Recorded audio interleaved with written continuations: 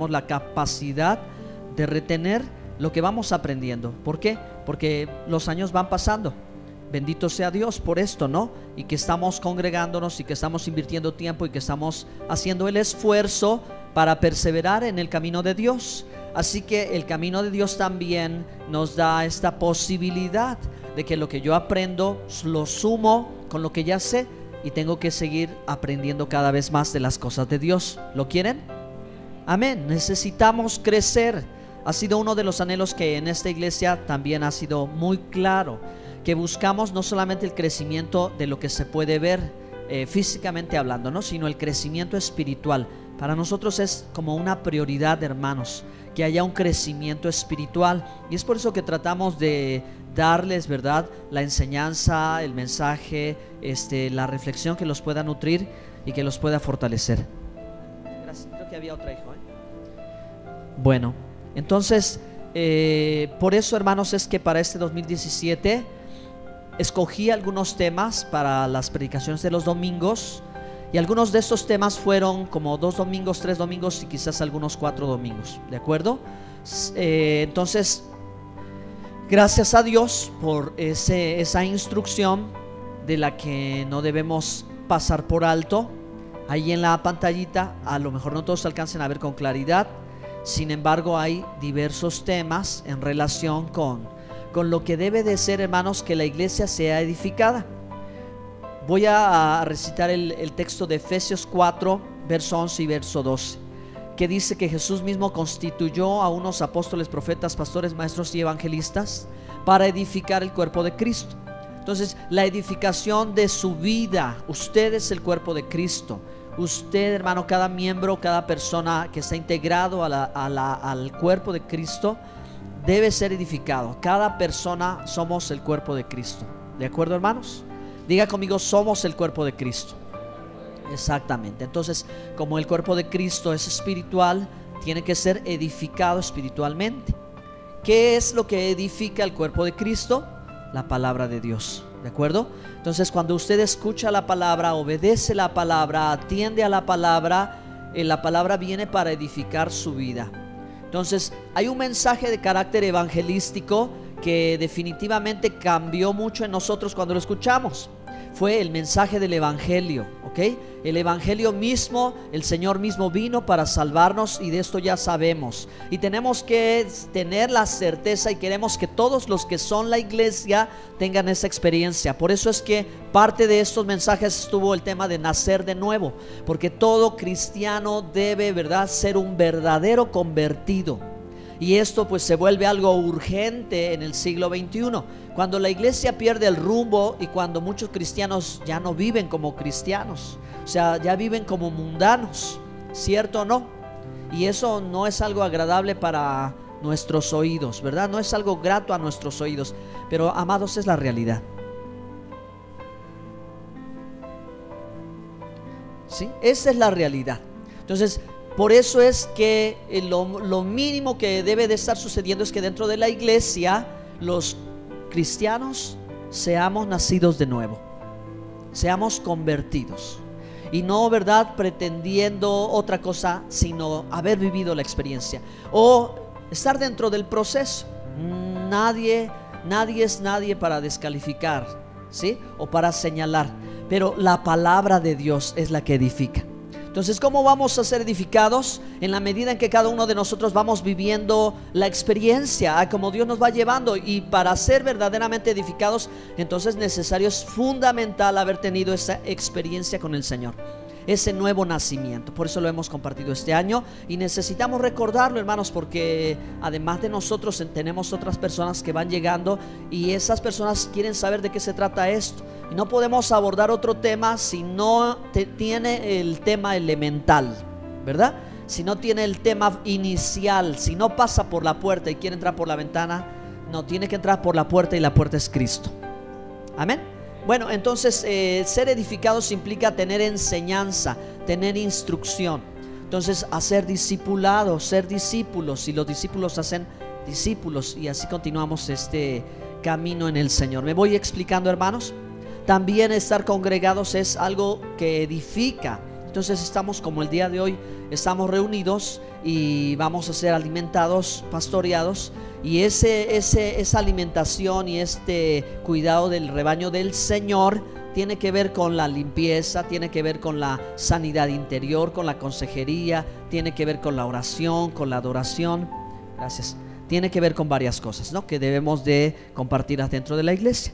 De la misma manera también, hermanos, es el aspecto profético, las cosas de la unción, las cosas del Espíritu, las cuestiones de los dones, la dirección de Dios. Y finalmente, hermanos, también edificar la iglesia tiene que ver con el ministerio apostólico, por tener, hermanos, la fortaleza, el ánimo de llevar el evangelio a todas las naciones. Y si no podemos llegar tan lejos, cuando menos que podemos cruzar la calle de enfrente, no podamos llegar al pueblito de a un lado o llegar al otro, a algo tenemos que estar en relación haciendo con todo esto.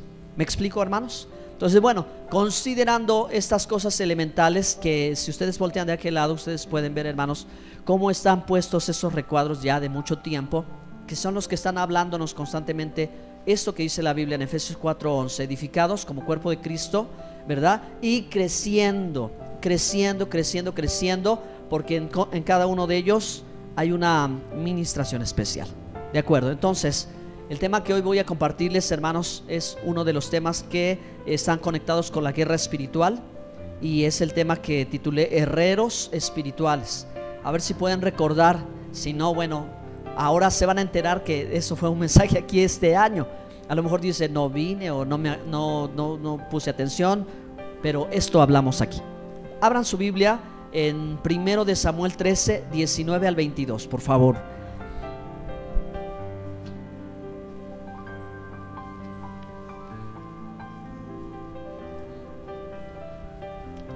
Muy bien. Cuando ustedes lo tengan, 1 de Samuel 13, del 19 al 22, me pueden indicar, por favor, con un amén, que así es. Amén. Muy bien. Entonces hay que dar lectura a las escrituras, y les voy a pedir también, hermanos, que me ayuden poniéndose de pie.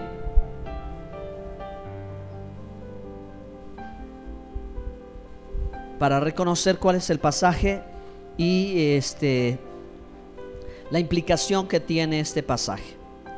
Vamos a ver, denme un segundo, por favor. Ya estamos aquí, ok. Vamos a darle juntos lectura, por favor. Ustedes pueden comenzar ya.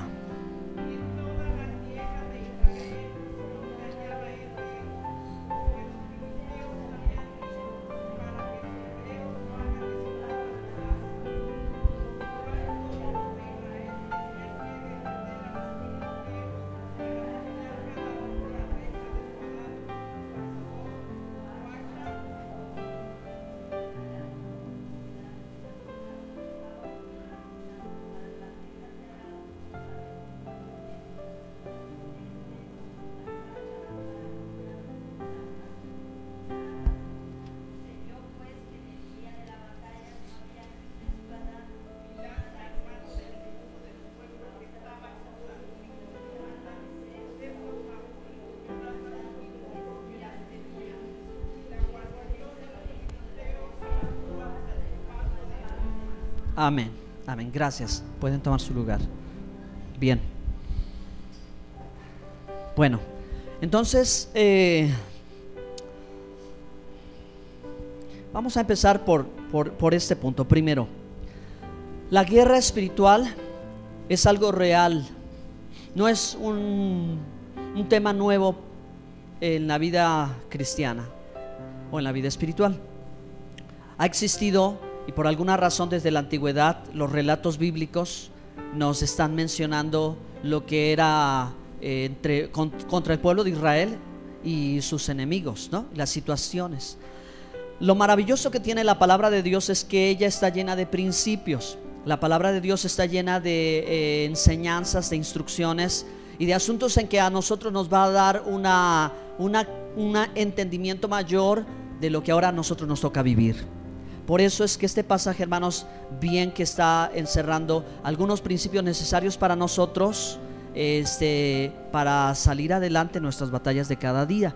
El enfoque de la guerra espiritual sobre este tema no es como acostumbradamente siempre lo vimos de primera mano.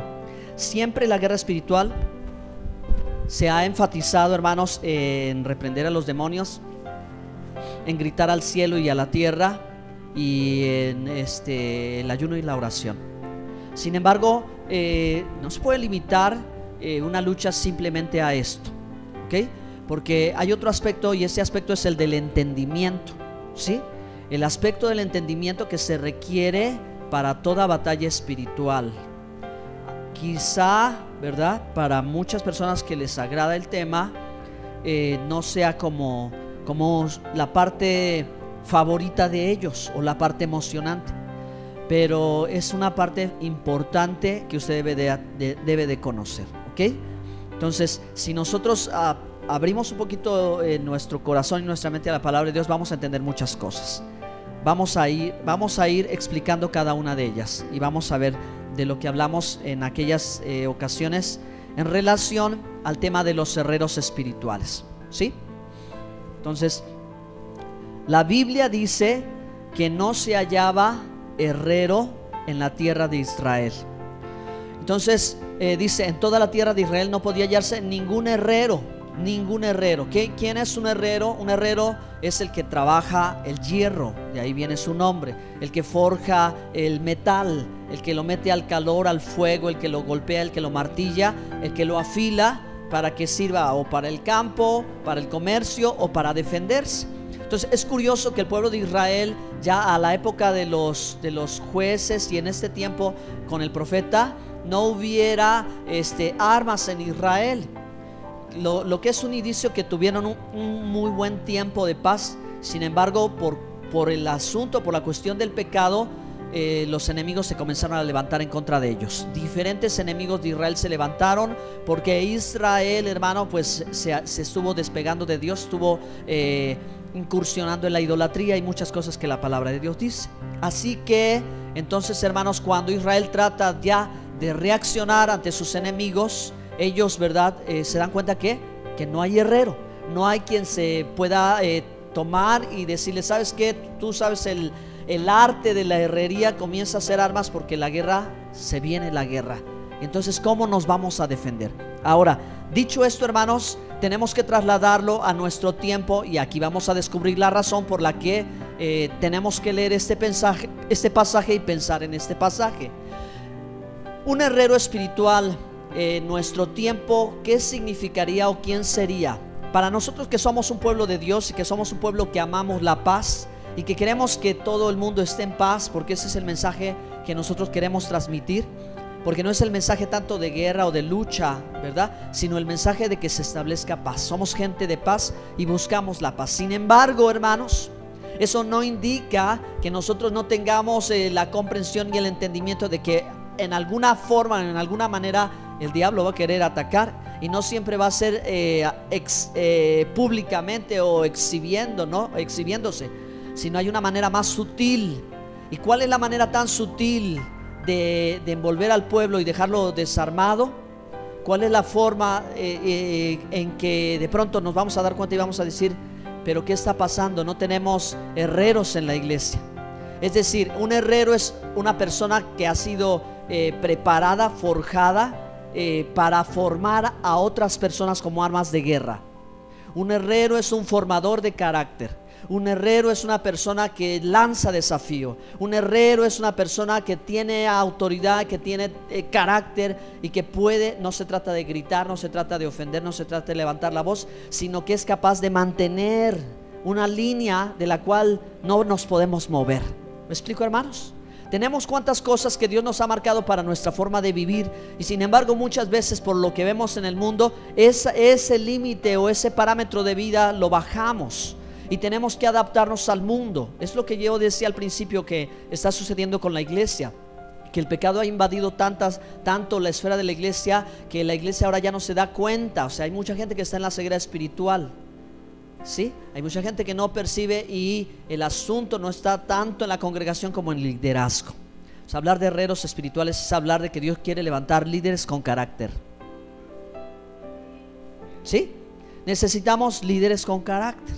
El carácter no es de enojo, no es de molestia, no es de regaño.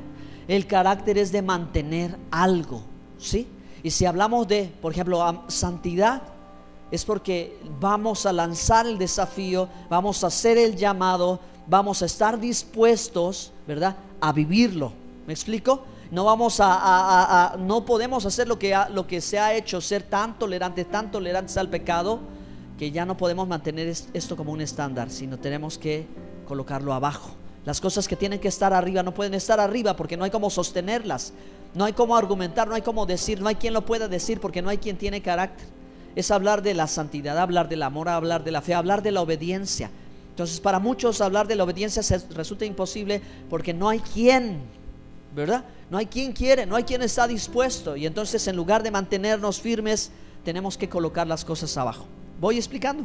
Amén. Bueno, pues entonces, de primera mano es necesario entender, hermanos, que cada uno de nosotros tenemos nuestra propia lucha espiritual, y así es como usted lo tiene que ver, y usted tiene que escuchar de parte de Dios que hay un llamado para que en el pueblo de Dios, y ojalá todos fuéramos herreros, es decir, todos fuéramos personas con carácter, personas con liderazgo, personas con servicio, personas dispuestas pero atentas, ¿verdad? Además de eso, atentas a la amenaza que puede haber afuera, porque desafortunadamente, hermanos, afuera los hijos de las tinieblas son más sagaces, más astutos que los hijos de la luz, ¿sí? Y entonces, como lo pinta este cuadro, los filisteos decían: no sea que los hebreos hagan espadas o lanzas. ¿Por qué tenían miedo que los hebreos hicieran espadas o lanzas? Porque podrían defenderse, y porque podrían conquistarlos, porque al final podrían ganarles. Ellos tenían un temor, ¿verdad? Que si los hebreos se armaban, les iban a hacer la guerra, y ya no iba a ser un pueblo tan fácil de conquistar. Entonces, traduciendo esto a lo que hoy vivimos y lo que podemos aprender, hermanos, es que nosotros necesitamos que haya herreros en la iglesia. Necesitamos que haya personas firmes, personas fuertes espiritualmente, que tiene que haber alguien, y que si hay alguien, no tiene que ser rechazado, que si hay alguien, no tiene que ser juzgado, que si hay alguien, no tiene que ser pues como que qué duro es el hermano, no, o qué dura es la hermana, sino solo que sea la palabra de Dios, ¿sí?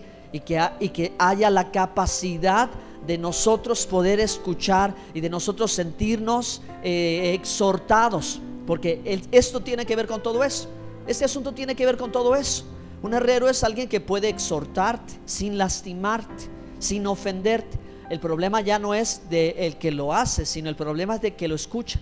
Porque al principio puede ser tan molesto que alguien te tenga que exhortar, de decir algo acerca de lo que tú estás haciendo mal. Y la falta de herreros ha producido ha producido mucha gente sin carácter, que en la primera exhortación se ofende y se va de la iglesia. Dígame si esto es cierto o no es cierto.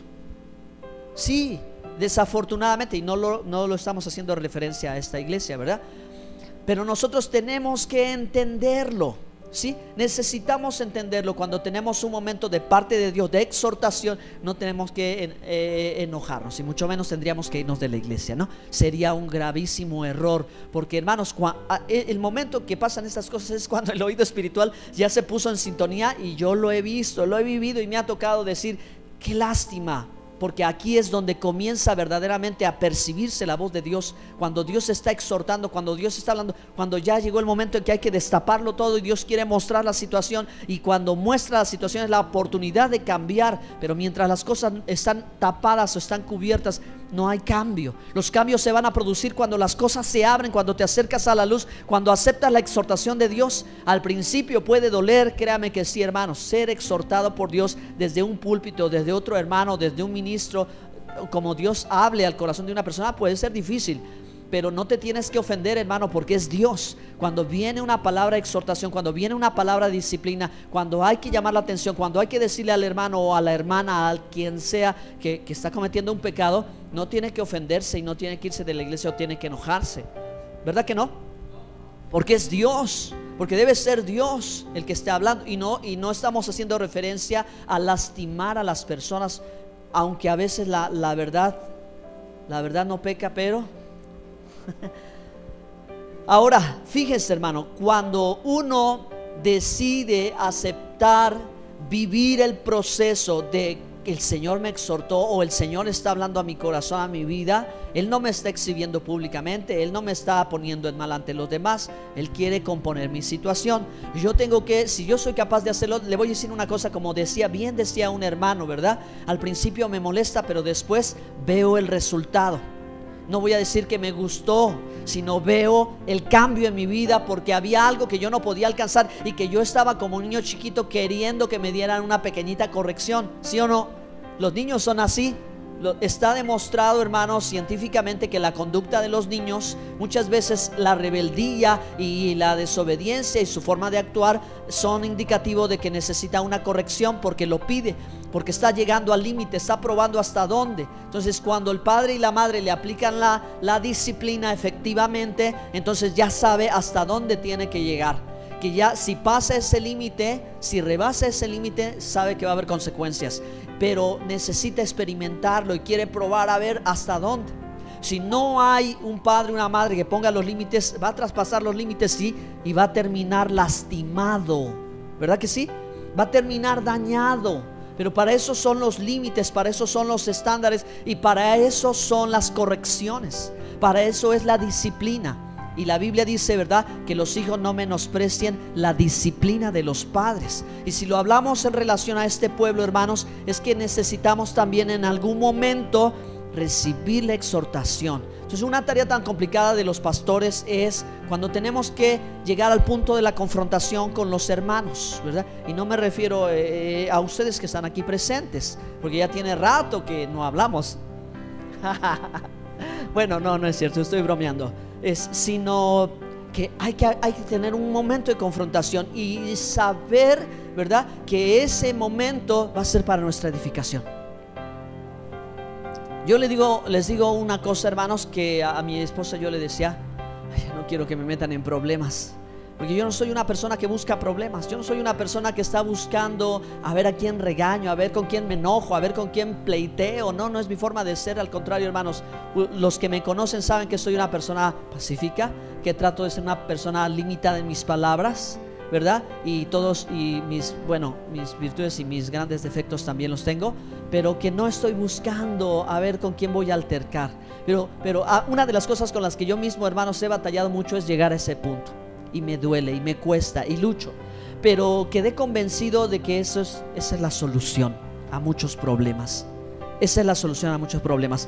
Ahora que recientemente, hermanos, leímos las profecías de Isaías que están haciendo una revolución, las profecías y las lecturas de los capítulos de Isaías, cada texto que salta, que es como un martillazo, como a una campana le pegas, ¡pam!, y suena ¡pam! Bueno, cada texto que vamos leyendo, hermanos, a mí algo que me impactó fue cuando Israel hizo vano el sacrificio, y cuando Dios dijo: ya no me des sacrificio, porque de nada sirve que tú estés haciendo esto si no estás entendiendo. ¿Me explico? Entonces, muchas veces, hermanos, la vida de iglesia y los cultos y las alabanzas y la lectura de la palabra y todo lo que pueda hacer en relación con la vida espiritual, que se procura la vida espiritual, lo hacemos vano. O sea, lo invalidamos, o sea, lo inutilizamos, hermanos, porque no comprendemos. Porque teniendo la palabra, pues no hacemos caso, o hacemos caso omiso, y entonces esto se vuelve vanidad. Y llegamos, mi esposa y yo, también a ese punto en este año, en alguno que otro momentito, de tener que decir: hermano, hermana, pues esto ya no te está funcionando. Ya no te está funcionando. ¿Por qué? Porque no haces caso, ¿no? Sí, porque no atiendes. Si te estamos diciendo y no atiendes, te estamos repitiendo y te estamos indicando, pero ya, como que ya no hay. Entonces, ¿qué se puede hacer? Y estoy preocupado en ese sentido, hermanos, de verdad, que ante las notas de esta semana, una nota tan importante que fue que Estados Unidos declaró Jerusalén la capital del mundo, la capital de Israel, y es la capital del mundo. Eso es una profecía cumplida. Ya. Entonces, lo que está en nuestra mente y en corazón de los cristianos ahora es: Cristo ya viene. Pero, hermanos, fíjense cómo es este proceso, que si no nos damos cuenta, entonces, hermanos, aunque tengamos todas las profecías cumplidas y lo estamos viendo, nada va a cambiar en nuestra vida. ¿Saben qué es eso? Que perdemos el temor de Dios, porque ya lo escuchamos y lo escuchamos y lo escuchamos tantas veces que ya no hace ningún cambio. Ya no está haciendo ningún cambio. Ya el pueblo de Dios no está sintiendo el temor, simplemente ya se va de largo. Y otra profecía se va a cumplir, y otra profecía se va a cumplir. ¿Y quién se va a detener a decir: Señor, ya es momento, ahora sí? Ahora sí, ya mira, estas cosas estaban pendientes, ya no las voy a seguir postergando, ya voy a cambiar, ya lo voy a dejar, ya voy a cortar. Señor, me comprometo, ya no puedo seguir igual. Pero no pasa eso, mis hermanos amados. Por eso bien decía otro predicador, ¿verdad? Si seguimos así, miren que el Señor nos va a agarrar como ladrón en la noche. Y aunque oímos que la voz del novio ya venía, hicimos caso omiso. Nos faltó el temor de Dios. Hicimos vano o invalidamos lo que tenía el poder para cambiarnos.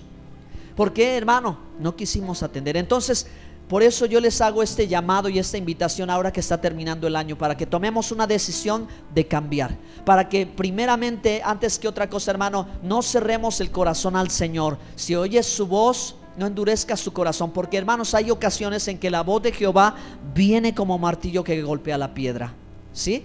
Es decir, como herrero, Dios forjando el carácter, Dios formando a la gente, Dios haciendo, hermanos, a gente comprometida con Él. Vamos a leer Isaías 44, verso 12. Por favor, ¿quién puede acompañarme a este texto?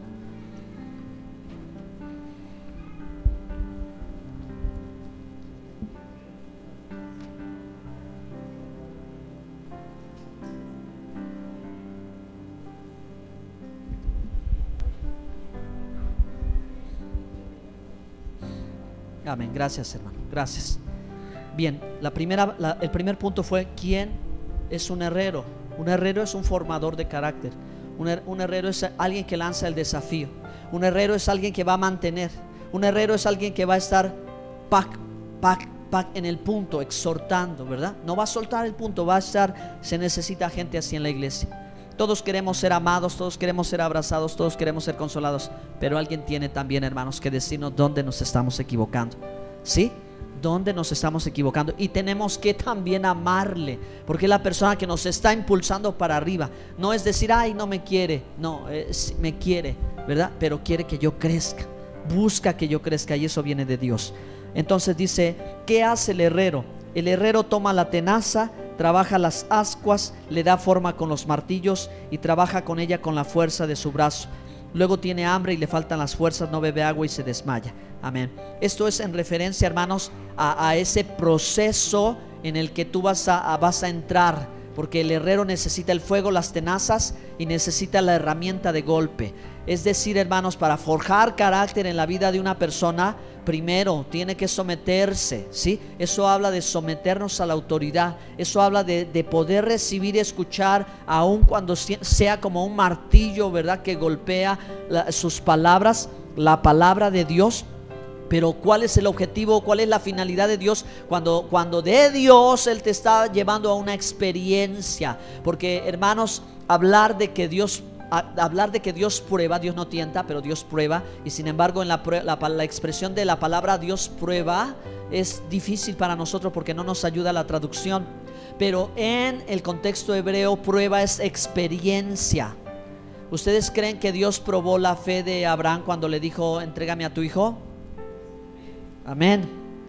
Pero ¿qué significa? ¿Que quería ver si Abraham lo haría o no lo haría? No. Significa que en medio de toda esa situación Él le estaba enseñando algo, le estaba brindando una experiencia. ¿Y cuál es esa experiencia? Cuando Dios le dice: detente, no lo hagas, que yo sé. O sea, no es que Dios ignorara, porque Él todo lo sabe, sino a Él le está dando la experiencia de lo que está por venir. Por eso dijo Jesús: Abraham me vio mi día. Cuando Dios le revela al carnero atorado en la zarza, ¿verdad? Ahí le está revelando el Mesías, hermano, que viene en sacrificio. Ajá, ¿me explico? Él tiene esa experiencia. Entonces, consejo, ¿verdad?, entre paréntesis, prueba equivale a experiencia, una experiencia con Dios. Y por eso Santiago dice que cuando tengas diferentes pruebas, gózate cuando de parte de Dios. Pero está diciendo cuando Dios te lleve al punto de la experiencia, porque Él te quiere dar esta experiencia. Y eso es lo que a la experiencia de Abraham en el monte con su hijo fue que la profecía vendría. Yo creo que Abraham quedó sorprendido y admirado de la revelación que Dios le dio en relación a que vendría el Mesías a morir como el Cordero de Dios. ¿Sí, hermanos? Entonces con Dios Él no te tienta y no te quiere hacer tropezar. Él te va a dar una experiencia, y cuando te encuentras en diversas experiencias con Dios, porque Él está haciendo algo a través de tu vida, o sea, Él te quiere llevar a algo. Y eso es el problema, que muchos cuando sienten el calor del fuego, de la prueba, ya no quieren. Muchos desisten de vivir el proceso. Pero yo te voy a decir cuál es el resultado, cuál debe ser el resultado de meterte al fuego y de permitir que golpee el Señor y te empiece a moldee tu carácter. Y es que el resultado es que Él te va a hacer más fuerte. El resultado es que Él te va a hacer una persona de carácter. ¿Sí? Ya volvemos a repetir, ¿verdad? Que carácter no es estar enojado siempre, que carácter no es alzar la voz y gritar. Hay personas que, hermanos, tienen un gran carácter y no dicen una palabra. ¿Sí? ¿Me explico?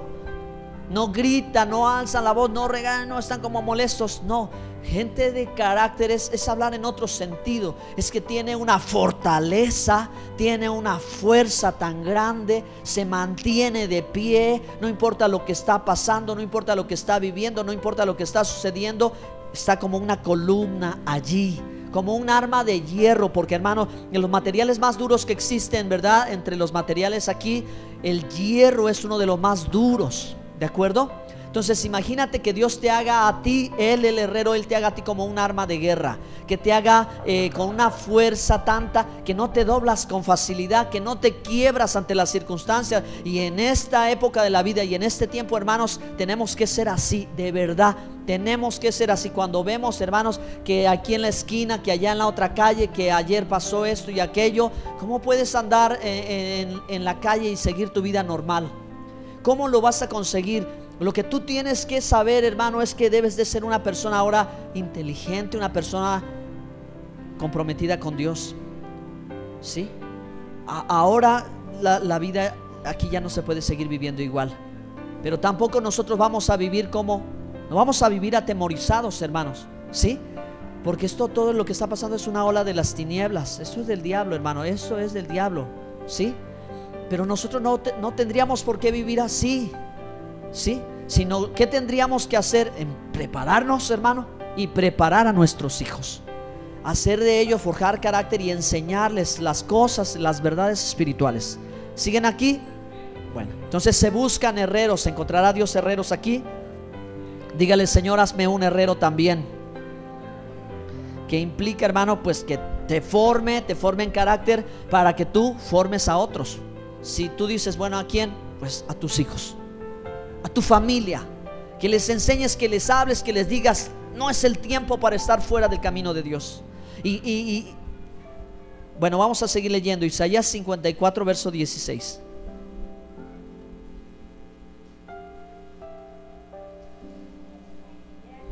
¿Sí?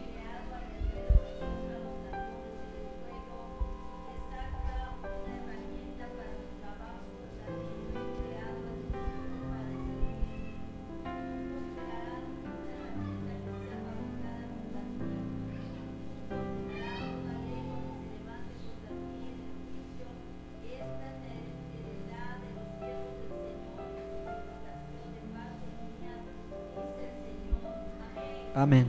Amén. Entonces dice Dios: yo hice el herrero que sopla las ascuas de fuego y que saca la herramienta para su obra. Dios ha hecho el herrero. Y, hermanos, Él es el que a través de esto quiere decir, o implica, o podemos entender para nosotros hoy, implica esas experiencias de vida que tú has tenido. O sea, esos momentos que has pasado, en que han sido difíciles para ti, en que has tenido que luchar, en que te has tenido que superar a ti mismo o a ti misma, en los que te has tenido que sobreponer por el bienestar. Ayer estaba mirando en Facebook una de las muchas historias que hoy hay de gente que ha podido superar momentos de accidentes, por ejemplo, en los que han quedado paralíticos, ¿verdad? O han sufrido un daño físico. Es una historia maravillosa de una mujer, hermanos. ¿Y por qué es así? Pero las mujeres exhiben también un temple, un carácter, una fortaleza extraordinaria. Una mujer que el doctor le declaró que ya no podría caminar, que ya no podría hacer tantas actividades físicas normalmente, y sin embargo ella con 2 hijas, ¿verdad? Y un esposo que la abandona. O sea, el cuadro no puede ser más doloroso, hermanos. Y sin embargo, como, ¿verdad?, el deseo de superación, como el deseo de salir adelante, en 8 semanas la lleva a estar de pie.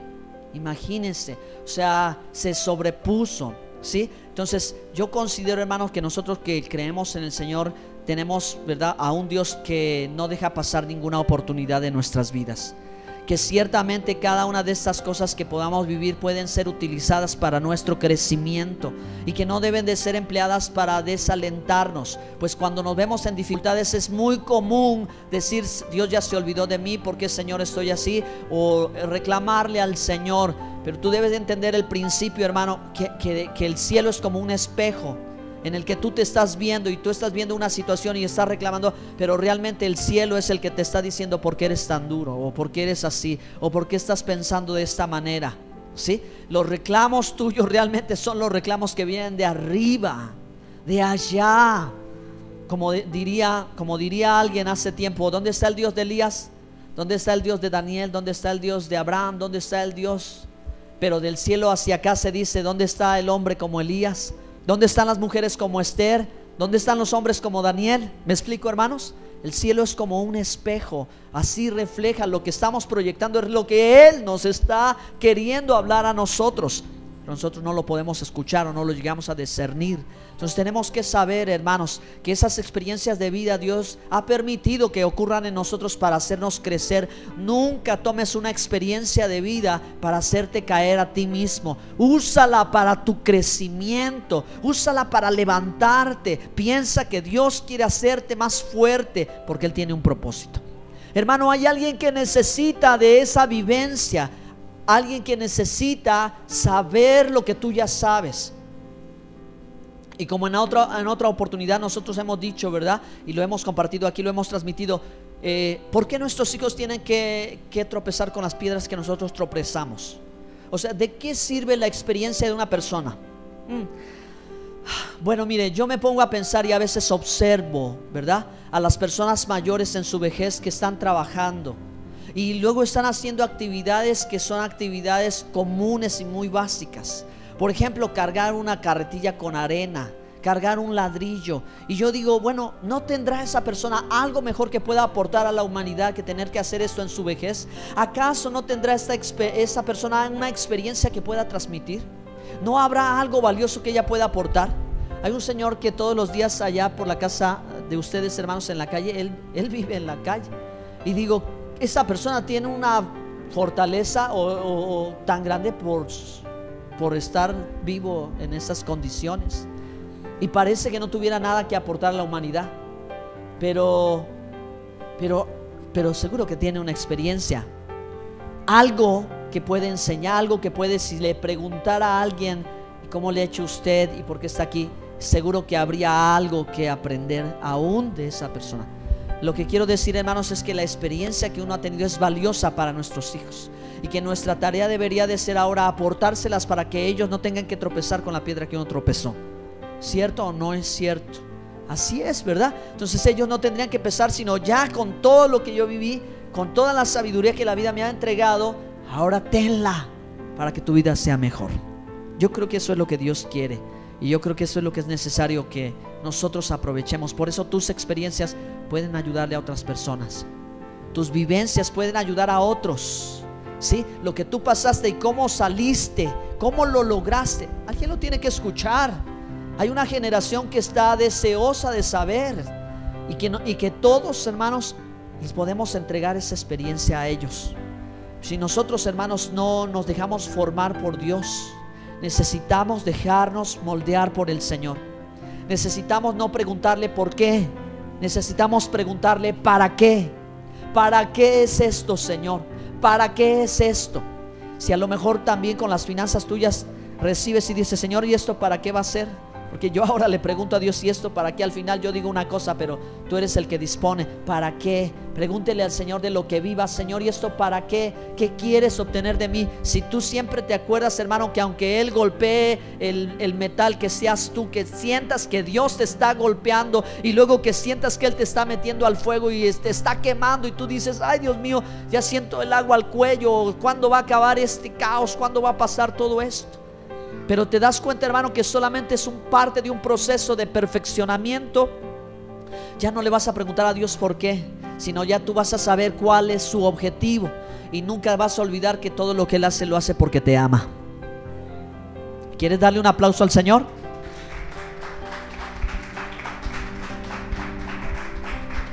Bendito sea su nombre, hermanos. Bendito sea su nombre. Bueno, pues para concluir este mensaje el día de hoy, pensando acerca de la necesidad en la vida de la iglesia de personas formadoras, de personas con carácter, de personas que nos recuerden, o que nosotros mismos, ¿verdad?, nos recordemos unos a otros que no podemos bajar la guardia, que tenemos que seguir en la lucha, que no podemos caer presa del temor que está alrededor nuestro, que no podemos también abandonarnos o descalificarnos a nosotros para servir al Señor y muchas cosas como esas. Hermano, es necesario que seamos formados, seamos entendidos de la necesidad de la disciplina. Y hablando de eso, hermanos, miren qué maravillosa tenemos, qué grande bendición, lo sigo creyendo así, que es tener la oportunidad de congregarnos. Porque el congregarnos es solamente como la fotografía descriptiva de nosotros, de quiénes somos nosotros, de qué adoradores somos, de qué apegados al Señor, de cuánta pasión tenemos. Es como hemos dicho otras veces, es como un termómetro espiritual, ¿verdad? Nos ayuda a ver qué tan constantes somos o qué tan disciplinados somos para las cosas de Dios. Eso es lo que necesitamos, eso es lo que debemos hacer, hermanos amados, ¿sí? Debemos hacer el esfuerzo, no se desanime. Entonces, Jeremías 51:20. Avance algunos capítulos más hacia adelante.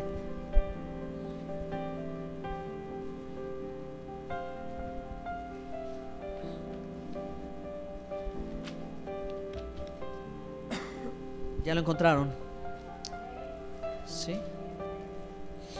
Amén, amén. Dice la Escritura: martillo me sois y armas de guerra. Por medio de ti quebrantaré naciones y por medio de ti destruiré reinos. La palabra de Dios, ¿cómo es? ¿Será que Dios estaba exagerando cuando dijo quebraré naciones y destruiré reinos? No, ¿verdad? No podemos pensar que Dios exageró así como que su mecha, no, qué grande voy a ser. No está exagerando.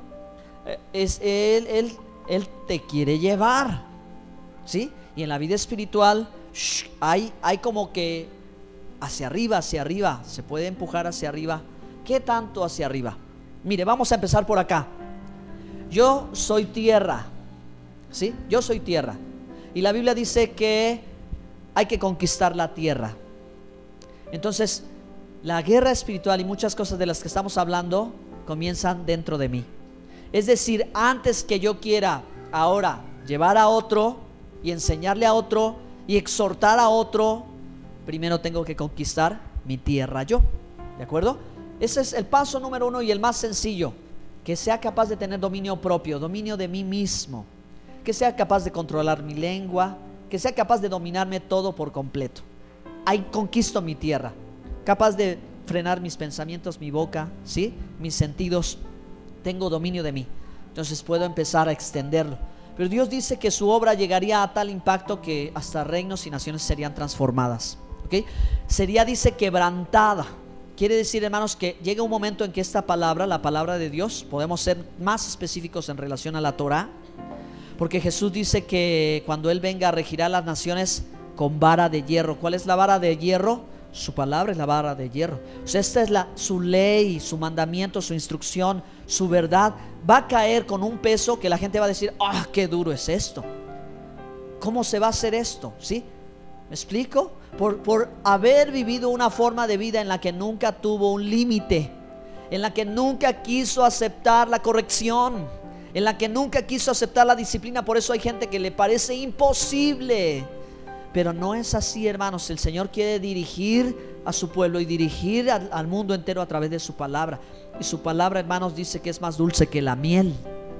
Entonces, hermanos, ¿qué es? O yo me equivoco o se equivoca Dios. No, yo estoy equivocado. Como dice la Biblia, es la verdad y esto es posible. Entonces, ¿qué? Tiene que haber un cambio en mi forma de vivir, que yo me vaya apegando cada vez más a su palabra, hasta que llegue el punto en que yo diga: oye, pero si eso no es difícil. Oye, pero eso no es difícil. Eso lo puedo hacer con la ayuda de Dios. ¿Están aquí? Amén. Entonces, quiero terminar con esto. Quiero terminar con esta historia que, bueno, pues a todos, especialmente a la iglesia cristiana, ¿verdad? Pues nos causó una tristeza muy grande, hermanos. Ustedes ven que a través de las redes sociales y a través de la televisión se difundió la noticia de que hubo un tiroteo en una iglesia bautista en Estados Unidos, en el sur de Estados Unidos. Entonces, el país más evangélico en el mundo es Estados Unidos. Más del 50% de la población es cristiana. Entonces, la nación se estableció en los fundamentos de la Torah. O sea, ellos dijeron: los 10 mandamientos van a regir a nuestra nación, y en base a los 10 mandamientos vamos a legislar. Sí, así lo hicieron desde la época de George Washington. Los pioneros fueron los cristianos, hermanos, salidos de Inglaterra. O sea, la nación tiene toda esta historia. Por eso es que es la nación, ¿verdad?, más cristiana en el mundo, o más de corte protestante o cristiana. Bueno, y la vida de la nación se ha desarrollado así. Por eso ha tenido un gran progreso. Pero cuando la nación se aparta de Dios, pues tiene un retroceso muy grande. Entonces es también muy de esta época el ver que en ese país haya una amenaza contra una iglesia que es, hermanos, pues de lo más aceptado para la sociedad norteamericana, ¿no? Miren, hermanos, cómo los testimonios de los sobrevivientes también son impresionantes. ¿Y por qué estoy narrando esta historia? ¿Y por qué estoy pensando en este tema? ¿Qué conexión? ¿Ustedes ya vieron la relación de la historia con lo que yo les estoy diciendo?